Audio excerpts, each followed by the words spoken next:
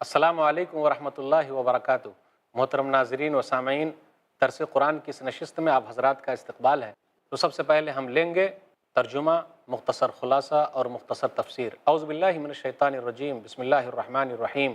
وَمَن يَرْغَبُ عَن مِّلَّةِ إِبْرَاهِيمَ إِلَّا مَن سَفِهَ نَفْسَهُ وَلَقَدِ اصْطَفَيْنَاهُ فِي الدُّنْيَا وَإِنَّهُ فِي الْآخِرَةِ لَمِنَ الصَّالِحِينَ۔ اور کون بے رغبتی کر سکتا ہے ملت ابراہیم سے سوائے اس کے جس نے اپنے نفس کو احمق بنا لیا، بیوقوف بنا لیا، اور بے شک ہم نے ابراہیم کو دنیا میں چن لیا اور یقیناً وہ آخرت میں ضرور نیک لوگوں میں سے ہوں گے۔ اذ قال له ربه اسلم قال اسلمت لرب العالمین۔ اور جب ابراہیم سے اس کے رب نے کہا فرما بردار ہو جا، تو اس نے کہا میں رب العالمین کا فرما بردار ہو گیا۔ ووصى بها ابراہیم بنیہ ویعقوب یا بنی ان اللہ اصطفى لکم الدین فلا تموتن الا وانتم مسلمون۔ ابراہیم نے اپنے بیٹوں کو اسی کلمہ حق کی وصیت کی، اور یعقوب نے بھی، اے میرے بیٹو، بے شک اللہ نے تمہارے لیے یہ دین چن لیا ہے، پس تمہیں ہرگز موت نہ آئے مگر اس حال میں کہ تم مسلمان ہو۔ ام کنتم شہداء اذ حضر یعقوب الموت اذ قال لبنیہ ما تعبدون من بعدی قالوا نعبد الہک والہ آبائک ابراہیم و اسماعیل و اسحاق الہ واحدا ونحن له مسلمون۔ کیا جب یعقوب کو موت آئی اس وقت تم موجود تھے جب اس نے اپنے بیٹوں سے کہا میرے بعد تم کس کی عبادت کرو گے؟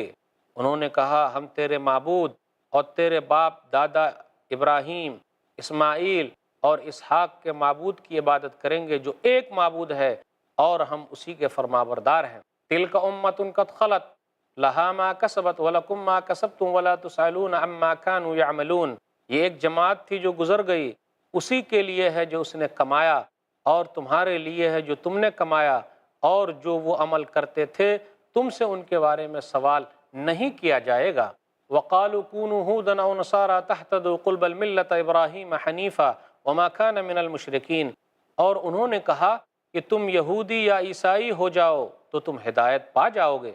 اے نبی کہہ دیجئے نہیں، بلکہ ہم تو ملت ابراہیمی کی پیروی کرتے ہیں جو سب کو چھوڑ کر ایک اللہ کا ہو گیا اور وہ مشرکوں میں سے نہیں تھا۔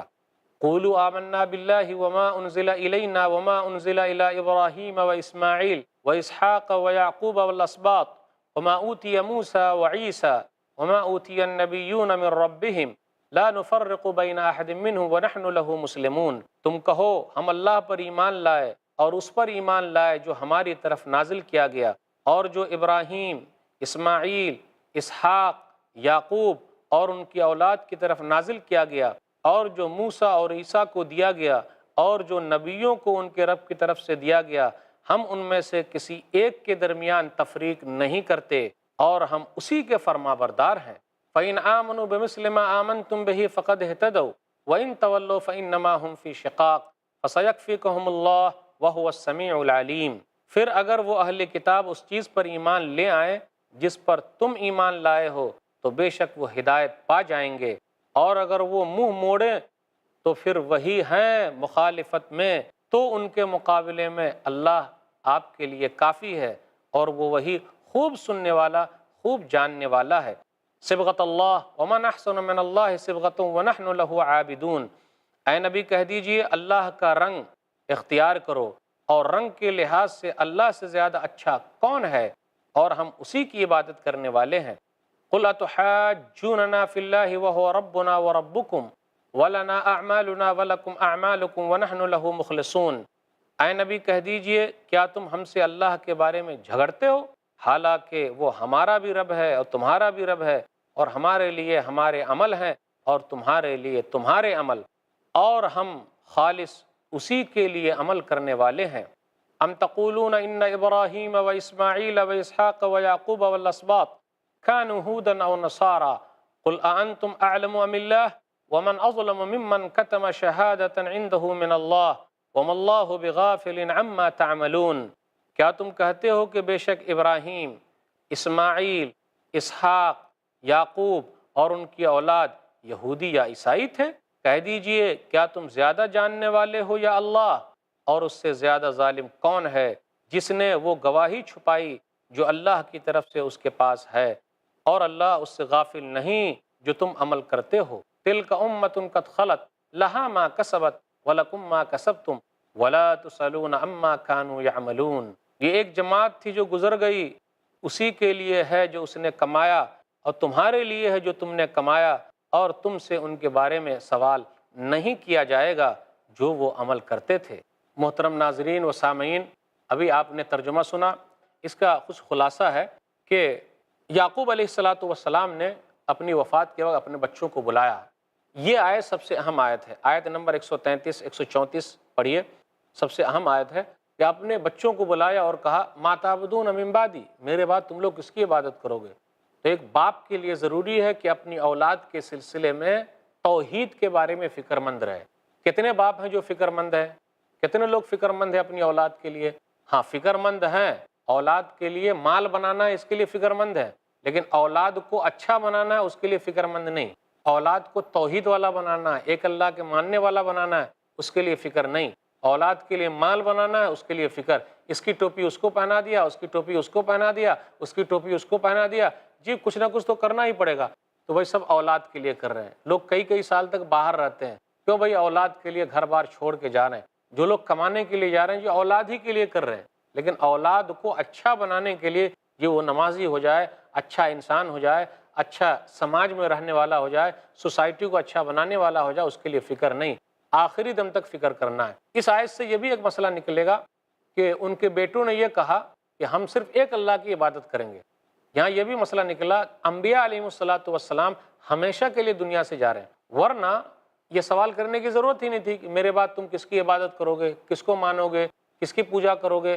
ارے ابھی تو دیکھ ہی لیں گے نا کہ کس کی عبادت کر رہے ہیں۔ اور ان کے بچے جواب کیوں دیتے، یہ کیوں بولتے کہ ہم صرف ایک اللہ کی عبادت کریں گے؟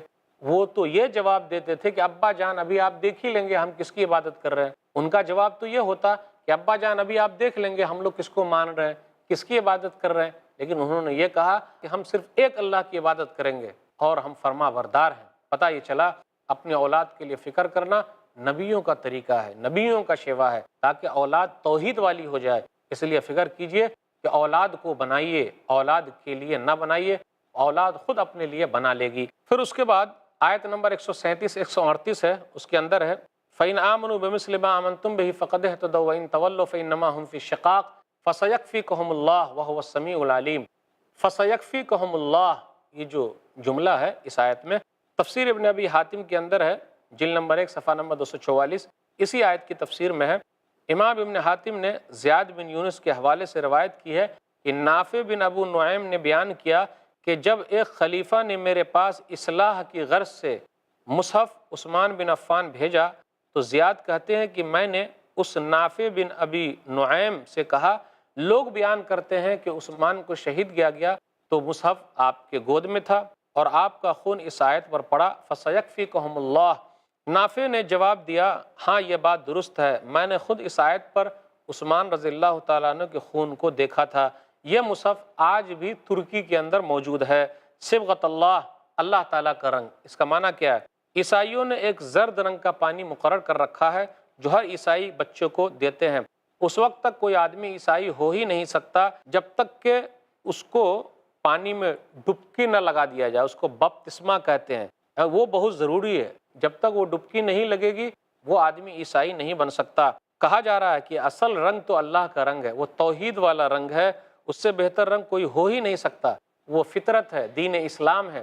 آپ دیکھ لیجئے جب حج کے لیے لوگ جاتے ہیں ایک ہی نعرہ ہوتا ہے نا، لبیک اللہم لبیک لبیک لا شریک لک لبیک ان الحمد والنعمت لک والملک لا شریک لک۔ ایک ہی رنگ والا کپڑا سب لوگ پہنے ہوئے ایک ہی نعرہ لگاتے ہیں، تو دین اسلام ہی اصل میں بہترین رنگ ہے۔ اس کے بعد یہ بیان کیا جا رہا ہے کہ اس سے بڑا ظالم کون ہوگا جو اللہ تعالیٰ کی گواہی کو چھپا رہا ہے، جو اللہ تعالیٰ کی شہادت کو چھپا رہا ہے۔ نبی صلی اللہ علیہ وسلم کے بارے میں ان کی کتاب میں لکھا ہوا لیکن وہ لوگ چھپا رہے ہیں۔ پھر یہ بھی کہا گیا یہ امتیں گزر گئی، ان کا عمل ان کے ساتھ، تمہارا عمل تمہارے ساتھ۔ وہ ابراہیم علیہ السلام ہے، اسماعیل علیہ السلام ہے، ان کا عمل ان کے ساتھ، لیکن تم کو تو عمل کرنا ہوگا۔ اس لیے باپ دادا کا صرف نام لینے سے کام نہیں چلتا۔ ایک حدیث کے اندر آیا من بطا بہ عملہ لم یسر بہ نسبہ، صحیح مسلم کتاب الذکر والدعا کتاب نمبر 48 حدیث نمبر 2699۔ جس کو عمل نے پیچھے کر دیا حسب و نسب کی وجہ سے وہ آگے نہیں جا سکتا۔ سيقول السفهاء من الناس ما ولاهم عن قبلتهم التي كانوا عليها قل لله المشرق والمغرب يهدي من يشاء إلى صراط مستقیم۔ جلد ہی بیوقوف لوگ یہ کہیں گے کہ ان مسلمانوں کو ان کے اس قبلے سے کس چیز نے پھیر دیا جس پر یہ تھے۔ اے نبی کہہ دیجئے مشرق اور مغرب اللہ ہی کے لیے ہیں، وہ جسے چاہتا ہے سیدھی راہ دکھاتا ہے۔ وَكَذَلِكَ جَعَلْنَاكُمْ أُمَّةً وَسَطًا لِتَكُونُوا شُهَدَاءَ عَلَى النَّاسِ وَيَكُونَ الرَّسُولُ عَلَيْكُمْ شَهِيدًا وَمَا جَعَلْنَا الْقِبْلَةَ الَّتِي كُنْتَ عَلَيْهَا إِلَّا لِنَعْلَمَ مَنْ يَتَّبِعُ الرَّسُولَ مِمَّنْ يَنْقَلِبُ عَلَى عَقِبَيْهِ وَإِنْ كَانَتْ لَكَبِيرَةً إِلَّا عَلَى الَّذِينَ هَدَى اللَّهُ وَمَا كَانَ اللَّهُ لِيُضِيعَ إِيمَانَكُمْ إِنَّ اللَّهَ بِالنَّاسِ لَرَءُوفٌ رَحِيمٌ۔ اسی طریقے سے ہم نے تمہیں افضل امت بنایا تاکہ تم لوگوں پر گواہ ہو اور رسول تم پر گواہ ہوں، اور جس قبلے بیت المقدس پر آپ پہلے تھے اسے تو ہم نے صرف یہ جاننے کے لیے مقرر کیا تھا کون رسول کی بات مانتا ہے اور کون اپنی ایڑیوں کے بل پھر جاتا ہے، اور بے شک یہ قبلے کی تبدیلی بہت بھاری ہے مگر ان لوگوں پر نہیں جنہیں اللہ نے ہدایت دی، اور اللہ ایسا نہیں کہ تمہارا ایمان ضائع کر دے، بے شک اللہ لوگوں پر بہت نرمی کرنے والا بڑا مہربان ہے۔ قد نرى تقلب وجهك في السماء فلنولينك قبلة ترضاها فول وجهك شطر المسجد الحرام وحيث ما كنتم فولوا وجوهكم شطره وإن الذين أوتوا الكتاب ليعلمون أنه الحق من ربهم وما الله بغافل عما يعملون۔ ہم آپ کے چہرے کا بار بار آسمان کی طرف اٹھنا دیکھ رہے ہیں تو ہم ضرور آپ کو اس قبلے کی طرف پھیر دیں گے جسے آپ پسند کرتے ہیں، پھر آپ اپنا منہ مسجد حرام کی طرف پھیر لیں، اور جہاں کہیں بھی تم ہو اپنے منہ اس کی طرف پھیر لو، اور بے شک وہ لوگ جنہیں کتاب دی گئی ہے وہ ضرور جانتے ہیں کہ بے شک یہ ان کے رب کی طرف سے حق ہے، اور اللہ اس سے غافل نہیں ہے جو وہ عمل کر رہے ہیں۔ وَلَئِنْ أَتَيْتَ الَّذِينَ أُوتُوا الْكِتَابَ بِكُلِّ آيَةٍ مَا تَبِعُوا قِبْلَتَكَ وَمَا أَنْتَ بِتَابِعٍ قِبْلَتَهُمْ وَمَا بَعْضُهُمْ بِتَابِعٍ قِبْلَةَ بَعْضٍ وَلَئِنِ اتَّبَعْتَ أَهْوَاءَهُمْ مِنْ بَعْدِ مَا جَاءَكَ مِنَ الْعِلْمِ إِنَّكَ إِذًا لَّمِنَ الظَّالِمِينَ۔ اور اے نبی اگر آپ ان لوگوں کے پاس ہر قسم کی نشانی لے کر آئیں جنہیں کتاب دی گئی ہے تو بھی وہ آپ کے قبلے کی پیروی نہیں کریں گے، اور نہ آپ ان کے قبلے کی پیروی کرنے والے ہیں، اور ان میں سے کوئی گروہ دوسرے گروہ کے قبلے کی پیروی کرنے والا نہیں، اور اگر آپ نے ان کی خواہشات کی پیروی کی اس علم کے بعد جو آپ کے پاس آ چکا ہے تو یقیناً اس وقت آپ ظالموں میں سے ہو جائیں گے۔ الذین آتیناہم الکتاب یعرفونہ کما یعرفون ابناءہم وَإِنَّ فَرِيقًا مِّنْهُمْ لَيَكْتُمُونَ الْحَقَّ وَهُمْ يَعْلَمُونَ۔ جن لوگوں کو ہم نے کتاب دی وہ اس رسول کو ایسے پہچانتے ہیں جیسے وہ اپنے بیٹوں کو پہچانتے ہیں، اور بے شک ان میں سے ایک گروہ ضرور حق کو چھپاتا ہے حالانکہ وہ جانتے ہیں۔ الحق من ربک فلا تکونن من الممترین، یہ حق ہے تمہارے رب کی طرف سے لہٰذا اس کے متعلق تم ہرگز شک میں نہ پڑنا۔ وَلَكُلٍّ وِجْهَةٌ هُوَ مُوَلِّيهَا فَاسْتَبِقُوا الْخَيْرَاتِ اَيْنَمَا تَكُونُوا يَأْتِ بِكُمُ اللَّهُ جَمِيعًا إِنَّ اللَّهَ عَلَى كُلِّ شَيْءٍ قَدِيرٌ۔ اور ہر ایک کے لیے ایک سمت ہے جس کی طرف وہ منہ پھیرتا ہے، لہٰذا تم نیکیوں میں ایک دوسرے سے آگے بڑھو، تم جہاں کہیں بھی ہوگے اللہ تم سب کو لے آئے گا، بے شک اللہ تعالیٰ ہر چیز پر خوب قادر ہے۔ وَمِنْ حَيْثُ خَرَجْتَ فَوَلِّ وَجْهَكَ شَطْرَ الْمَسْجِدِ الْحَرَامِ وَإِنَّهُ لَلْحَقُّ مِنْ رَبِّكَ وَمَا اللَّهُ بِغَافِلٍ عَمَّا تَعْمَلُونَ۔ اور اے نبی آپ جہاں سے بھی نکلیں اپنا منہ مسجد حرام کی جانب پھیر لیں، اور بے شک وہ آپ کے رب کی طرف سے حق ہے، اور اللہ اس سے غافل نہیں جو تم عمل کرتے ہو۔ وَمِنْ حَيْثُ خَرَجْتَ فَوَلِّ وَجْهَكَ شَطْرَ الْمَسْجِدِ الْحَرَامِ وَحَيْثُ مَا كُنْتُمْ فَوَلُّوا وُجُوهَكُمْ شَطْرَهُ لِئَلَّا يَكُونَ لِلنَّاسِ عَلَيْكُمْ حُجَّةٌ إِلَّا الَّذِينَ ظَلَمُوا مِنْهُمْ فَلَا تَخْشَوْهُمْ وَاخْشَوْنِي وَلِأُتِمَّ نِعْمَتِي عَلَيْكُمْ وَلَعَلَّكُمْ تَهْتَدُونَ۔ اور آپ جہاں سے بھی نکلیں اپنا منہ مسجد حرام کی جانب پھیر لیں، اور اے مسلمانوں تم جہاں کہیں بھی ہو اپنے منہ اسی کی جانب پھیر لو تاکہ تمہارے خلاف لوگوں کے لیے کوئی حجت نہ رہے۔ ہاں ان میں سے جنہوں نے ظلم کیا وہ باتیں کرتے رہیں گے، پس تم ان سے مت ڈرو اور صرف مجھ سے ہی ڈرو تاکہ میں تم پر اپنی نعمت پوری کروں اور شاید کہ تم ہدایت پا جاؤ۔ کما ارسلنا فیکم رسولا منکم یتلو علیکم آیاتنا ویزکیکم وَيُعَلِّمُكُمُ الْكِتَابَ وَالْحِكْمَةَ وَيُعَلِّمُكُم مَّا لَمْ تَكُونُوا تَعْلَمُونَ، جیسے ہم نے تمہارے لیے تمہیں میں سے ایک رسول بھیجے، وہ تم پر ہماری آیتیں تلاوت کرتے ہیں اور تمہیں پاک کرتے ہیں اور تمہیں کتاب اور حکمت کی تعلیم دیتے ہیں اور تمہیں وہ باتیں سکھاتے ہیں جو تم نہیں جانتے۔ فَاذْكُرُونِي أَذْكُرْكُمْ وَاشْكُرُوا لِي وَلَا تَكْفُرُونَ، چنانچہ تم مجھے یاد کرو میں تمہیں یاد کروں گا، اور تم میرا شکر ادا کرو اور میری ناشکری نہ کرو۔ یا ایھا الذین آمنوا استعینوا بالصبر والصلاۃ ان اللہ مع الصابرین، اے لوگو جو ایمان لائے ہو تم صبر اور نماز کے ساتھ مدد مانگو، بے شک اللہ صبر کرنے والوں کے ساتھ ہے۔ ولا تقولوا لمن يقتل في سبيل الله اموات بل احیاء ولکن لا تشعرون، اور جو اللہ کی راہ میں قتل کر دیے جائیں انہیں تم مردہ نہ کہو بلکہ وہ زندہ ہیں لیکن تم شعور نہیں رکھتے۔ وَلَنَبْلُوَنَّكُمْ بِشَيْءٍ مِّنَ الْخَوْفِ وَالْجُوعِ وَنَقْصٍ مِّنَ الْأَمْوَالِ وَالْأَنفُسِ وَالثَّمَرَاتِ وَبَشِّرِ الصَّابِرِينَ، اور ہم تمہیں کسی قدر خوف اور بھوک سے اور مالوں جانوں اور پھلوں میں کمی کر کے ضرور آزمائیں گے، اور صبر کرنے والوں کو خوشخبری دے دیجئے۔ الذین اذا اصابتهم مصیبہ قالوا انا للہ وانا الیہ راجعون، وہ لوگ کہ جب انہیں کوئی مصیبت پہنچتی ہے تو وہ کہتے ہیں بے شک ہم اللہ ہی کے لیے ہیں اور بے شک ہم اسی کی طرف لوٹنے والے ہیں۔ اولئک علیہم صلوات من ربہم ورحمہ واولئک هم المہتدون، یہی لوگ ہیں جن کے لیے ان کے رب کی طرف سے بخشش اور رحمت ہے اور یہی ہدایت یافتہ ہیں۔ ان الصفا والمروۃ من شعائر اللہ فمن حج البیت او اعتمر فلا جناح علیہ ان یطوف بہما ومن تطوع خیرا فإن اللہ شاکر علیم، بے شک صفا اور مروہ اللہ کی نشانیوں میں سے ہیں، پس جو شخص بیت اللہ کا حج یا عمرہ کرے تو اس پر کوئی گناہ نہیں کہ وہ ان دونوں کا طواف کرے، اور جو شخص خوشی سے کوئی نیکی کرے تو بے شک اللہ قدر کرنے والا خوب جاننے والا ہے۔ ان الذین یکتمون ما انزلنا من البینات والہدی من بعد ما بیناہ للناس فی الکتاب اولئک یلعنہم اللہ ویلعنہم اللاعنون، بے شک جو لوگ ہمارے نازل کردہ صریح دلائل اور ہدایت کی باتوں کو چھپاتے ہیں اس کے بعد کہ ہم نے لوگوں کے لیے ان کو کتاب میں کھول کر بیان کر دیا ہے، وہی لوگ ہیں جن پر اللہ لعنت کرتا ہے اور سب لعنت کرنے والے لعنت کرتے ہیں۔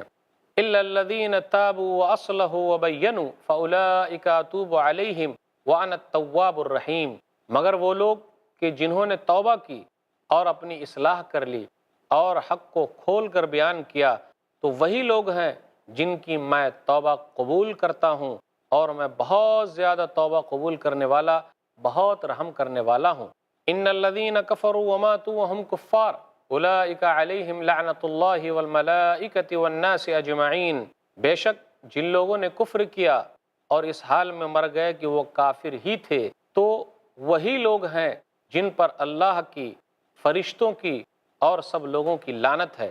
خالدین فیہا لا یخفف عنہم العذاب ولا هم ینظرون، وہ اس لعنت میں ہمیشہ رہیں گے، نہ تو ان سے عذاب ہلکا کیا جائے گا اور نہ انہیں مہلت ہی دی جائے گی۔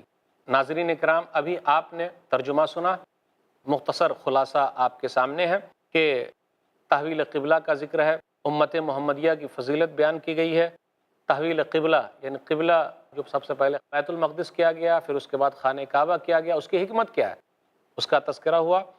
یہودیوں کا انکار کرنا، اس کی جو دشمنی ہے وہ بتائی گئی ہے۔ یہودیوں کا یہ بتایا گیا کہ وہ نبی صلی اللہ علیہ وسلم کو ایسے ہی جانتے ہیں جیسا کہ وہ لوگ اپنے بیٹوں کو جانتے ہیں۔ قبلہ کی منسوخی کا ذکر 3 مرتبہ آیا ہے، قبلہ منسوخ ہو گیا بیت المقدس کی طرف تو 3 مرتبہ اس کا ذکر ہے، کیوں آیا اس کی بھی حکمت انشاءاللہ بتلائی جائے گی۔ رسول اللہ صلی اللہ علیہ وسلم کی بعثت عظیم ترین نعمت ہے کہ اللہ تعالیٰ نے نبی صلی اللہ علیہ وسلم کو بھیجا ہے۔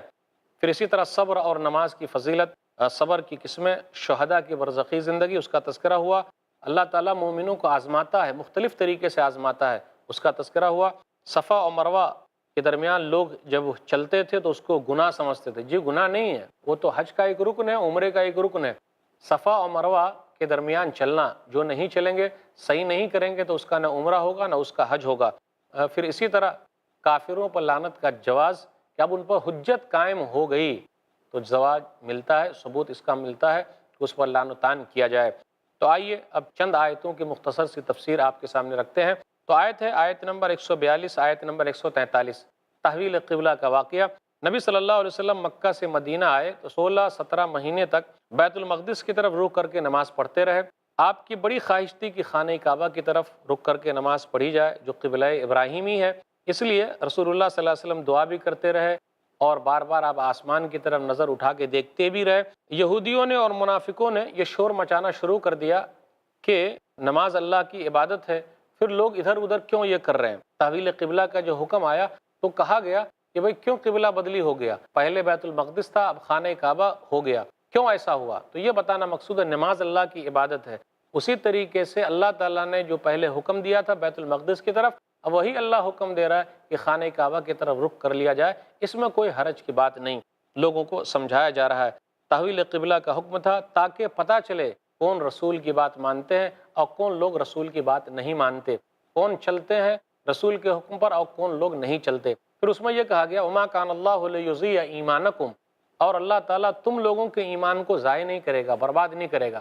تو یہاں ایمان سے مراد نماز ہے۔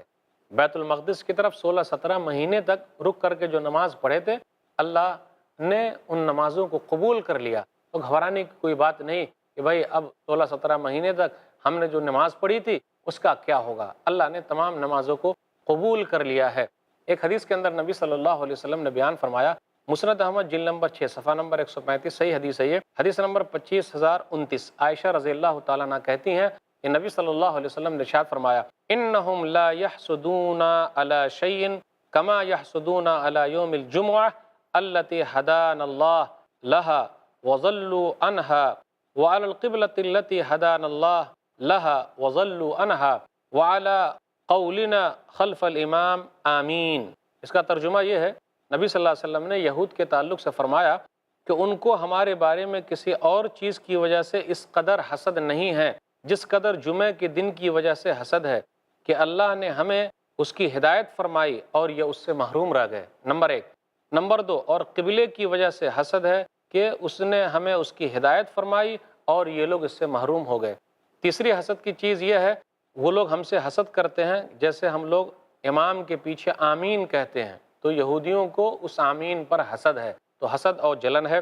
امت محمدیہ کی بڑی فضیلت ہے، اس کا تذکرہ ہو رہا ہے، وَكَذَلِكَ جَعَلْنَاكُمْ أُمَّةً وَسَطًا لِتَكُونُوا شُهَدَاءَ عَلَى النَّاسِ، کہ ہم نے تم لوگوں کو وسط امت بنایا ہے تاکہ تم لوگوں پر گواہ رہو۔ یہ امت محمدیہ پچھلی امتوں کے لیے گواہ ہے۔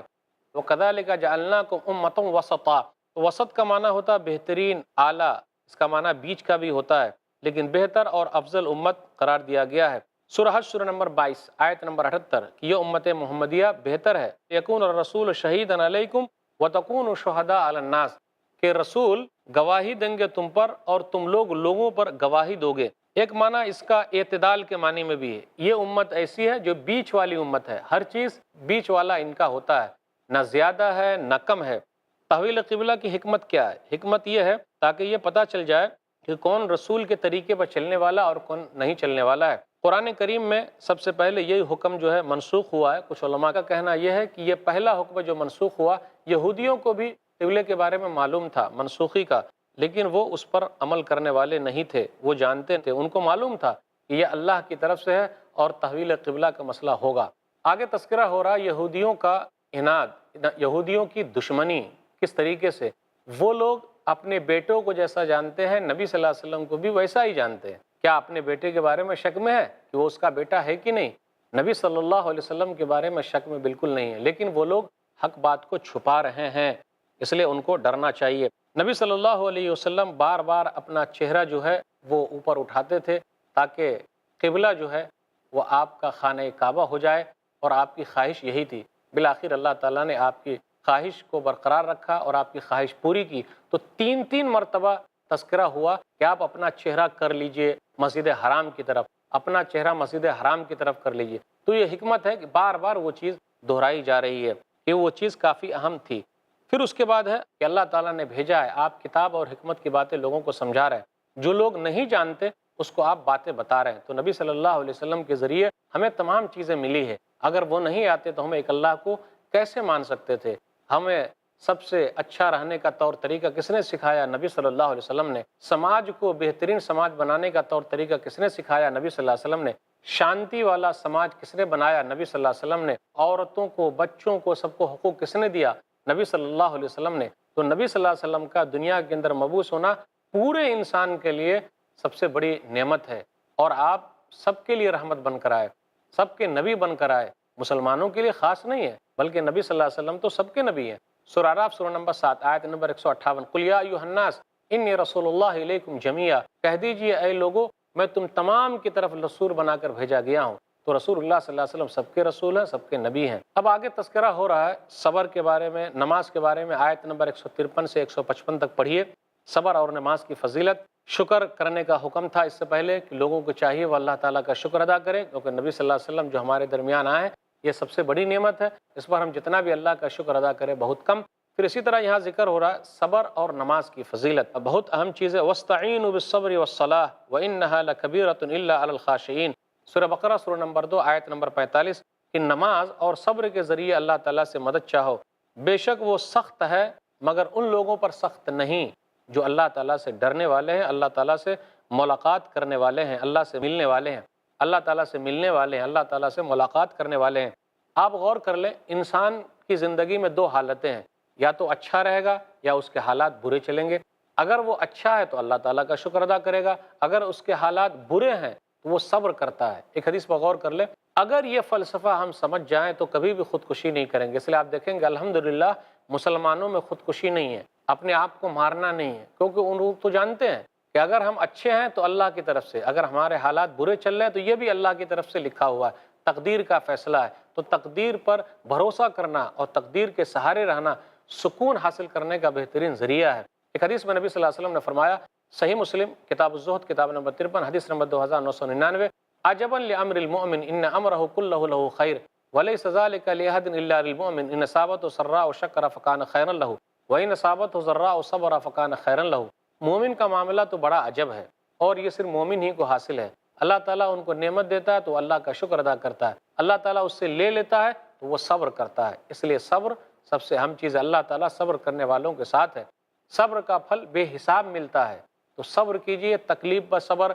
آپ کو اچھا کام کرنے کا من نہیں کرے گا لیکن زبردستی منائیے، بھئی اچھا کام کرنا ہے، یہ بھی صبر۔ برائی کے لیے آپ کا دل چاہتا ہے لیکن آپ برائی کے لیے اپنے نفس کو روک رہے ہیں، یہ بھی صبر۔ مصیبت آ گئی، بھئی لکھا تھا قسمت کا، اب ہم کیا، صبر۔ بچے کا انتقال ہو گیا تو ایسا نہیں چیخ رہے ہیں، چلا رہے ہیں، لوگوں کو بتا رہے ہیں کسی اور کا انتقال ہو گیا، تکلیف تو ہوتی ہے، پریشانی تو ہوتی ہے، لیکن چیخنا چلانا نہیں، کپڑے پھاڑنا نہیں، رونا نہیں، بھئی یہ لکھا تھا، تقدیر کا لکھا ہے۔ ایک واقعہ سنانا چاہوں گا، حدیث کے اندر آیا، صحیح مسلم کتاب الصحابہ کتاب نمبر 44 حدیث نمبر 2144، ام سلیم رضی اللہ تعالیٰ عنہ ان کے بیٹے کا انتقال ہو گیا۔ اب دیکھیے بیٹے کا انتقال ہو جائے لیکن پتہ ہی نہیں چلا بیٹے کا انتقال ہو گیا۔ شوہر جب ان کے گھر پر آئے ابو طلحہ انصاری رضی اللہ تعالیٰ عنہ، تو انہوں نے ام سلیم رضی اللہ تعالیٰ عنہ نے کہا کہ تم لوگ بات مت کرنا، لا تحدثوا ابا طلحہ بابنی حتی اکون انا احدثہ، تم لوگ بات مت کرنا، میں خود بات کروں گی ابو طلحہ انصاری سے۔ تو بیوی کے لیے ضروری ہے کہ وہ اپنے شوہر کے مزاج کو سمجھے، مزاج کو ایک دوسرے کے سمجھ گیا گھر جنت بنا ہوا ہے، مزاج کو نہیں سمجھے مسائل کھڑے ہو گئے۔ اس لیے آپ دیکھیے گا لوگ 30 سال کے بعد 40 سال کے بعد بیوی کو طلاق دے دیتے، آپ پوتا پوتی والے ہیں، ناتی نتنی والے ہیں اور بیوی کو طلاق۔ بھائی ذرا صبر کرنا یہ بھی ضروری ہے۔ تو صبر کرنا دیکھیے کیسے ہوا، تو ان کے شوہر گھر آئے تو وہ بنی سنوری، قربت الیہ العشاء فقربت الیہ العشاء، شوہر کو رات کا کھانا کھلایا، تصنعت لہ احسن ما کان تصنع قبل ذلک، خوب بنی سنوری، اور رات میں میاں بیوی ملے بھی۔ پھر اس کے بعد اپنے شوہر سے کہا، یا ابا طلحہ ارأیت لو ان قوما عاروا عاریتہم، اے ابو طلحہ انصاری یہ بتلاؤ اگر کوئی امانت دے اور امانت واپس لینا چاہے تو دینے گا کہ نہیں دینے گا؟ بولے بالکل واپس کرنا ہے۔ فاحتسب ابنک، بیٹا اللہ کی امانت تھا، اللہ نے لے لیا، روئی نہیں، چلائی نہیں۔ اللہ اکبر۔ نبی صلی اللہ علیہ وسلم نے دعا فرما دی، جو رات میں میاں بیوی ملے تھے۔ سفیان بن عیینہ ایک حدیث کے راوی وہ بیان کرتے ہیں، صحیح بخاری کتاب الجنائز کتاب نمبر 23 حدیث نمبر 1301، فرأیت لہا 9 اولاد کلہم قد قرأ القرآن، میں نے دیکھا ان کو 9 اولاد پیدا ہوئی اور 9 کے 9 حافظ قرآن تھے۔ تو یہ صبر کا پھل میٹھا ہوتا ہے، صبر کیجئے۔ پھر آگے تذکرہ ہو رہا ہے کہ اللہ تعالیٰ مومنوں کو آزماتا، آیت نمبر 155 157 میں۔ آزمائش مختلف طریقے سے ہوتی ہے، کبھی دوست رشتہ دار سب ختم ہو جائیں گے، احباب مر جائیں گے، پھل میں نقصان ہوگا، باغات میں نقصان ہوگا، تجارت میں گھاٹا ہوگا، تو گھبرانے کا نہیں، صبر کرنا ہے، اور جب یہ مصیبت آئے انا للہ و انا الیہ راجعون پڑھنا ہے۔ پھر اس کے بعد یہ ذکر ہے کہ تذکرہ ہے ولا تقولوا لمن يقتل في سبيل الله اموات بل احیاء ولكن لا تشعرون، کہ اللہ کے راستے میں جو لوگ مارے گئے تم اس کو مردہ مت کہو بلکہ وہ زندہ ہیں۔ زندہ ہیں، کیسے زندہ ہیں؟ تمہیں ان کا شعور بھی نہیں، اس لیے ہم یہ نہ کہیں دنیا کی طرح زندہ ہے۔ کیسے ہے؟ اس کا جواب یہی ہے ہم کو شعور بھی نہیں ہے۔ آیت نمبر 159 سے 162 تک ہے، 159 سے 162 تک ہے۔ جو لوگ دینی احکام کو چھپاتے ان کو منع کیا گیا ہے، ورنہ اللہ کی لعنت ہے، تمام لوگوں کی لعنت ہے ان پر، وہ لوگوں کو چاہیے کہ وہ ڈریں۔ اس کے بعد آیت نمبر 163 میں ہے اللہ تعالیٰ اکیلا ہے، اس کا کوئی شریک نہیں، وہ واحد ہے، تو اللہ کے سوا کوئی معبود نہیں، وہ بڑا مہربان نہایت رحم والا ہے۔ ان فی خلق السماوات والارض واختلاف اللیل والنہار والفلک التی تجری فی البحر بما ينفع الناس وما انزل اللہ من السماء من ماء فاحیا به الارض بعد موتها وبث فیها من كل دابة وتصریف الریاح والسحاب المسخر بین السماء والارض لآیات لقوم یعقلون۔ آیت نمبر 164، بے شک آسمانوں اور زمین کی پیدائش میں اور رات اور دن کے بدل بدل کر آنے جانے میں اور ان کشتیوں میں جو سمندر میں ان چیزوں کو لے چلتی ہیں جو لوگوں کو فائدہ دیتی ہیں، اور اللہ کے نازل کردہ آسمانی پانی میں کہ پھر اس کے ذریعے سے زمین کو جو مردہ ہو چکی تھی زندہ کیا، اور ان ہر قسم کے جانوروں میں جو اس نے زمین میں پھیلائے ہیں، اور ہواؤں کے پھیرنے میں اور ان بادلوں میں جو آسمان اور زمین کے درمیان پابند کر دیے گئے ہیں، ان سب میں ان لوگوں کے لیے نشانیاں ہیں جو عقل رکھتے ہیں۔ وَمِنَ النَّاسِ مَن يَتَّخِذُ مِن دُونِ اللَّهِ أَندَادًا يُحِبُّونَهُمْ كَحُبِّ اللَّهِ وَالَّذِينَ آمَنُوا أَشَدُّ حُبًّا لِلَّهِ وَلَوْ يَرَى الَّذِينَ ظَلَمُوا إِذْ يَرَوْنَ الْعَذَابَ أَنَّ الْقُوَّةَ لِلَّهِ جَمِيعًا وَأَنَّ اللَّهَ شَدِيدُ الْعَذَابِ۔ اور بعض لوگ وہ ہیں جو اللہ کے سوا دوسروں کو شریک ٹھہراتے ہیں اور ان سے یوں محبت کرتے ہیں جیسے اللہ سے محبت کرنی چاہیے، اور ایمان والے اللہ کی محبت میں زیادہ سخت ہیں۔ اور جن لوگوں نے ظلم کیا اگر وہ اس وقت کو دنیا ہی میں دیکھ لیں جب وہ عذاب کو دیکھیں گے تو یہ جان لیں کہ بے شک ساری کی ساری طاقت قوت اللہ ہی کے لیے ہے، اور یہ کہ بے شک اللہ سخت عذاب والا ہے۔ استبرأ الذین اتبعوا من الذین اتبعوا ورأوا العذاب وتقطعت بهم الاسباب، جب وہ لوگ جن کی پیروی کی گئی تھی ان لوگوں سے بیزار ہو جائیں گے جنہوں نے پیروی کی تھی، اور وہ عذاب دیکھیں گے اور ان کے ساتھ تمام تعلقات کٹ جائیں گے۔ وقال الذین اتبعوا لو ان لنا کرة فنتبرأ منهم كما تبرأوا منا كذلك يريهم الله اعمالهم حسرات علیہم وما هم بخارجین من النار۔ اور جن لوگوں نے پیروی کی تھی وہ کہیں گے کاش کہ ہمارے لیے ایک بار دنیا میں واپسی ہو تو ہم بھی ان لوگوں سے اسی طرح بیزار ہو جائیں جس طرح وہ ہم سے بیزار ہو گئے ہیں۔ اسی طرح اللہ ان کے اعمال کو ناکام خواہش بنا کر ان کے سامنے دکھائے گا، اور وہ آگ کے عذاب سے نکلنے والے نہیں ہوں گے۔ اب مختصر سی تفسیر آپ کے سامنے ہے۔ آیت نمبر 164، اس آیت میں اللہ تعالیٰ نے یہ تذکرہ کیا، اپنی نشانی دکھائی، لوگوں کو چاہیے کہ وہ اس نشانی پر غور کرے۔ الوہیت میں وہ یکتا ہے، اسی نے آسمان اور زمین کو بنایا، آسمان و زمین کے درمیان کی جتنی بھی چیزیں ہیں سب کو وجود میں بخشنے والا اللہ تعالیٰ ہے۔ اس آیت میں یہ غور کریں کہ 7 اہم چیزوں کا تذکرہ ہوا ہے۔ آیت نمبر 164 میں آسمان و زمین کی پیدائش جن کی وسعت اور عظمت محتاج بیان نہیں، کوئی بیان نہیں کر سکتا۔ رات اور دن یکے بعد دیگرے آتے جا رہے ہیں، کبھی آپ نے دیکھا نہیں رات کے بعد دوبارہ رات ہو جائے، دن کے بعد دوبارہ دن ہو جائے، ایسا کہیں نہیں۔ اللہ تعالیٰ نے رات کو بنایا، رات کو پیدا کیا ہے تاکہ لوگ آرام کریں، اور دن اللہ تعالیٰ نے اس لیے بنایا تاکہ لوگ کام کریں۔ رات میں آرام اور دن میں کام، رات کے بعد صرف رات ہو جائے نقصان، اور دن کے بعد دن ہی رہے تو نقصان ہو جائے گا۔ پھر اس کے بعد یہ ذکر ہو رہا ہے کہ آپ اسی پر غور کر لیجیے، رات کبھی لمبی ہے، رات کبھی چھوٹی بھی ہو جاتی ہے، دن کبھی لمبا ہے، دن چھوٹا بھی ہے۔ یہ سب نظام کو کون چلا رہا ہے؟ اللہ تعالیٰ ہی چلاتا ہے۔ سمندر کے اندر کشتیوں اور جہازوں کا چلنا جن کے ذریعے سے تجارتی سفر ہو رہے ہیں، ٹنوں کے حساب سے مال ان کے اوپر لادا جا رہا ہے، مال ادھر سے ادھر پہنچایا جا رہا ہے۔ سمندر کو کس نے مسخر کیا ہے؟ لوگوں کے ماتحت کر دیا ہے۔ کس نے تابع کر دیا ہے؟ کون ہے وہ ذات؟ اللہ تعالیٰ۔ آسمانوں پر لوگ اڑ رہے ہیں، اب غور کر لیجئے، زمین پر چل رہے ہیں، اور کشتیوں کو پانی میں داخل کر رہے ہیں، کشتیاں پانی پر چل رہی ہیں، پورا نظام اللہ تعالیٰ نے مسخر کر دیا لوگوں کے لیے۔ یہ سب نشانیاں ہیں۔ ہر قسم کے جانور کی پیدائش، پانچویں چیز اس کے اندر جو ہے نقل و حمل کے لیے ہے، یعنی اٹھانے کے لیے، کھیتی باڑی کے لیے، جنگ میں کام آنے کے لیے جانور ہیں جیسے گھوڑے وغیرہ ہیں، انسانی خوراک کے لیے بھی ہے، جانور کو اللہ تعالیٰ نے پیدا کیا ہے، اس سے انسانی خوراک پوری ہوتی ہے۔ پھر اسی طرح اس کے اندر چھٹی چیز ہے ہر قسم کی ہوائیں، آپ غور کر لیں، ٹھنڈی ہوا ہے، گرم ہوا ہے، پھر اسی طرح بار آور ہوا ہے، اس سے فائدہ ہوتا ہے، کچھ ہوائیں چلتی ہے اس سے نقصان ہوتا ہے، کچھ ہوائیں انسانی زندگی کے لیے فائدہ مند ہیں، کچھ ہوائیں زمین کے لیے، کھیتی کے لیے فائدہ مند ہے۔ شمالی ہوا، جنوبی ہوا، مشرقی ہوا، مغربی ہوا، ہر طرف کی ہوائیں چل رہی ہے۔ یہ سب کون چلاتا ہے؟ اس نظام کو کون چلا رہا ہے؟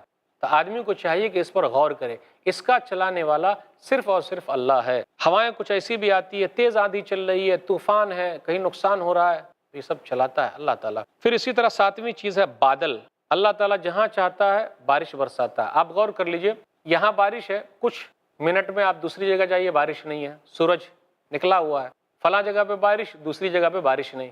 اس نظام کو کون چلا رہا ہے؟ کس نے اندازہ کیا ہے؟ کس نے مقرر کیا ہے؟ اللہ تعالیٰ ہی ہے، وہی چلا رہا ہے۔ یہ سارے امور اللہ تعالیٰ کی قدرت، اللہ تعالیٰ کی وحدانیت پر دلالت کر رہی ہے۔ لوگوں کو چاہیے کہ غور کرے، لوگ اگر اس پر غور کرتے ہیں تو ان کا بڑا فائدہ ہے۔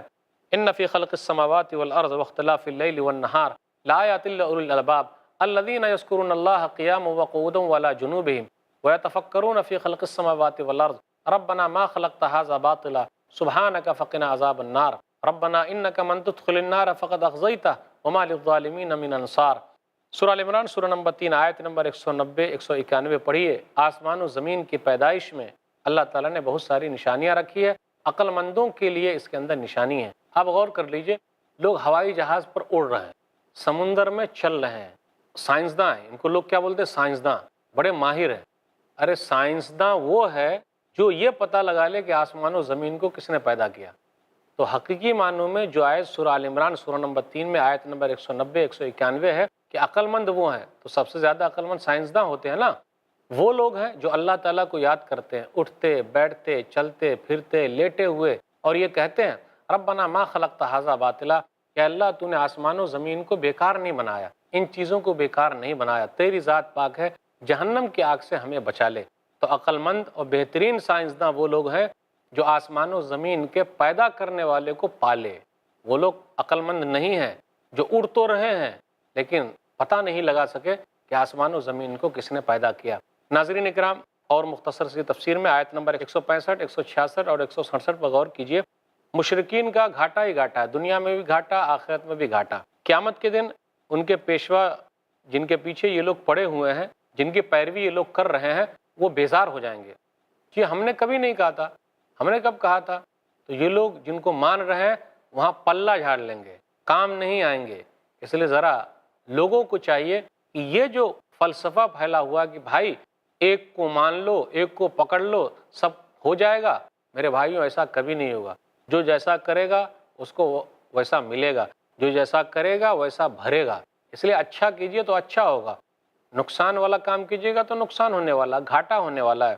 دنیا میں ان کے حالات یہ ہیں، کسی اور کو شریک ٹھہرا لیا ہے تو وہ ان سے محبت کرتے ہیں، والذین آمنوا اشد حبا للہ، اور وہ لوگ جو ایمان لائے اللہ تعالیٰ سے بہت زیادہ محبت کرنے والے ہیں۔ اس لیے دعا کیجئے کہ اللہ تعالیٰ ہم لوگوں کو ان لوگوں میں شامل کر لے جو اللہ تعالیٰ سے بہت زیادہ محبت کرتے ہیں، آمین۔ آگے یہ تذکرہ ہو رہا ہے، مشرکین کے حالات بیان کیے جا رہے ہیں دنیا کے اندر بھی۔ آپ غور کر لیجئے، کئی آیتیں ایسی بھی آئی، سورہ عنکبوت سورہ نمبر 29 آیت نمبر 65، فَإِذَا رَكِبُوا فِي الْفُلْكِ دَعَوُا اللَّهَ مُخْلِصِينَ لَهُ الدِّينَ۔ دنیا میں تو وہ لوگ ان کو پوچھتے ہیں، لیکن جب دنیا میں پریشانی میں پھنس جاتے ہیں تو کن کو پوچھتے ہیں؟ کن کے پاس جاتے ہیں؟ کن سے مانگتے ہیں؟ جب وہ کشتی میں سوار ہوتے ہیں تو اللہ تعالیٰ ہی کو یاد کرتے ہیں۔ جب کشتی ہلنے لگتی ہے، جہاز جب ہلنے لگتا ہے، پریشانی میں آ جاتے ہیں، گھر جاتے ہیں، تو ایک اللہ کو مانتے ہیں۔ پھر جب باہر نکل آتے ہیں تو کئی لوگوں کو ماننے لگتے ہیں، تو منع کیا جا رہا ہے۔ سورہ لقمان سورہ نمبر 31 آیت نمبر 32، وَإِذَا غَشِيَهُم مَّوْجٌ كَالظُّلَلِ دَعَوُا اللَّهَ مُخْلِصِينَ لَهُ الدِّينَ، اور جب موج ان کو گھیر لیتی ہے، بالکل سائے کی طرح، لمبا بدلی کی طرح بڑے بڑے موج ہوتی ہے، تو وہ اللہ تعالیٰ ہی کو یاد کرتے ہیں، کیونکہ اب وہاں صرف اللہ تعالیٰ ہی کی چلے گی۔ سورہ یونس سورہ نمبر 10 آیت نمبر 22 اس کے اندر بھی ہے وَظَنُّوا أَنَّهُمْ أُحِيطَ بِهِمْ دَعَوُا اللَّهَ مُخْلِصِينَ لَهُ الدِّينَ، اور جب ان کو گمان ہو گیا کہ اب ہم گھر گئے پریشانی میں تو اللہ تعالیٰ ہی کو یاد کرتے ہیں، پھر جب آسانی میں آ جاتے ہیں تو اللہ کو چھوڑ کر دوسرے کی طرف چلے جاتے ہیں۔ تو منع کیا جا رہا ہے کل قیامت کا دن ہوگا، سب رشتہ داری ختم ہو جائے گی، کوئی کسی کو پوچھنے والا نہیں۔ دنیا میں بہت زیادہ ہوتے تھے، چلاتے تھے، وہاں سب لوگ ہاتھ اوپر کر لیں گے، جی میں نے کچھ کہا ہی نہیں، اس لیے ذرا بچ کے رہیے۔ آگے کہا جا رہا ہے جب دنیا ختم ہو جائے گی اور آخرت کا تذکرہ ہے، آخرت میں ان کے حالات کیسے ہوں گے۔ سورہ سبا سورہ نمبر 34 آیت نمبر 41 سبحانک انت ولینا من دونہم بل کانوا یعبدون الجن اکثرہم بہم مؤمنون، اللہ تیری ذات پاک ہے، تو ہی ہمارا ولی ہے ان لوگوں کے علاوہ، بلکہ وہ لوگ جناتوں کی عبادت کرتے تھے۔ فرشتوں سے کہا جائے گا کیا یہ لوگ تمہاری عبادت کرتے تھے؟ جی نہیں، جناتوں کو مانتے تھے، ان کے طریقے پر وہ لوگ چلتے تھے۔ وقال الشیطان لما قضی الامر سورہ ابراہیم سورہ نمبر 14 آیت نمبر 22 کہ شیطان لوگ جب اس دن فیصلہ ہو جائے گا تو وہ کیا کہیں گے؟ جی نہیں، ہم تمہارے ساتھ تو ہیں ہی نہیں، تم مجھے ملامت مت کرو بلکہ تم اپنے آپ کو ملامت کرو۔ برے وہاں کسی کی فریاد نہیں چلے گی تو وہ شیطان بھی اپنا ہاتھ اوپر اٹھا لے گا۔ پھر اسی طرح یہ آیا کہ اللہ تعالیٰ ان لوگوں کے اعمال کو وہاں کیا کرے گا۔ سورہ فرقان سورہ نمبر 25 آیت نمبر 23 ہے وَقَدِمْنَا إِلَىٰ مَا عَمِلُوا مِنْ عَمَلٍ فَجَعَلْنَاهُ هَبَاءً مَنْثُورًا، اور ہم ان کے عمل کی طرف آئیں گے تو ان کو اڑتا ہوا خاک کر دیں گے۔ بھئی جو بھی عمل کیا توحید پر نہیں مرے، سب عمل ختم ہو جائے گا۔ اس لیے ذرا توحید کے سلسلے میں فکر مند رہنا بہت ضروری ہے، کیونکہ دنیا ایک نہ ایک دن ختم ہو جائے گی اور ہم سب کو دنیا سے چلے جانا ہے۔ جس کا توحید پر خاتمہ ہوا اس کا فائدہ نہیں ہوا، اس کا نقصان ہے۔ ایسے ہی فائدہ مند اسلامک ویڈیوز دیکھنے اور منہج سلف پر کتاب و سنت کی تعلیمات کو عام کرنے میں ہمارا تعاون کریں تاکہ آپ کے لیے ذریعہ نجات، جنت کے حصول کا سبب، ساتھ ہی مال میں برکت و اضافے کا ذریعہ بھی بنے۔ آمین۔ جزاک اللہ خیرن۔